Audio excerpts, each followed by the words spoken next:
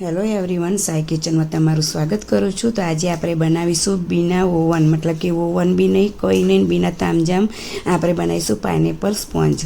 તો મેં એક વેટ મશીન લીધું છે, એની અંદર મેં બાઉલનું વજન કરી લીધું છે। પહેલાં તમે જો 68 થયું છે અને પછીથી આપણે એને ટ્રીમ કરી અને આપણે જો વનીલા પ્રીમિક્સ આવે છે તે નાખીશું બાઉલની અંદર। તો તમે જોઈ શકો છો, આપણે આમ તો બેકરીવાળા તો 150 ગ્રામ લેતા હોય છે, પણ આપણે 180 ગ્રામ લઈશું।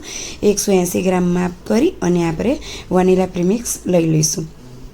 તો આની અંદર બહુ માથાકૂટ કરવાની રહેતી નથી। કેક સ્પોન્જ બહુ જલ્દી ને બહુ સરસ રીતે ઇઝી તરીકે છે, મતલબ રેડી થાય છે। હવે જે મેં કેક ટીન લીધું છે એની અંદર મેં ઓડી ઇકો બેક પેપર જો રેડી હતું તે મેં મૂક્યું છે અને 1 ટેબલ સ્પૂન તેલ નાખી અને પાણી વડે આપણે બેટર બનાવી લઈશું।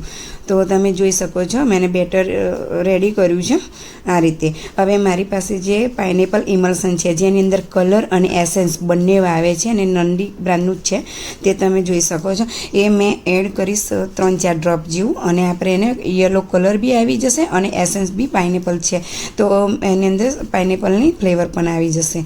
તો આ રીતે મેં બેટર રેડી કર્યું છે, યલો કલર થઈ પણ ગયું છે। હવે આપણે એને મેં બાઉલની અંદર બેટરને રેડી લઈશ।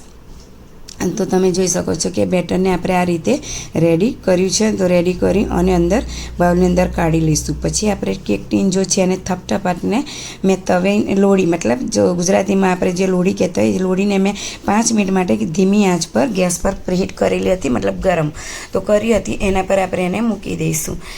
તો મેં મૂકી દીધું છે અને ઉપર એક ધાતુની આ સ્ટીલની તપેલી તમે ઊંધી વારીને મૂકી શકો છો। એના પર વજન મૂકવાનું હોય છે પણ કોઈ જરૂરી નથી।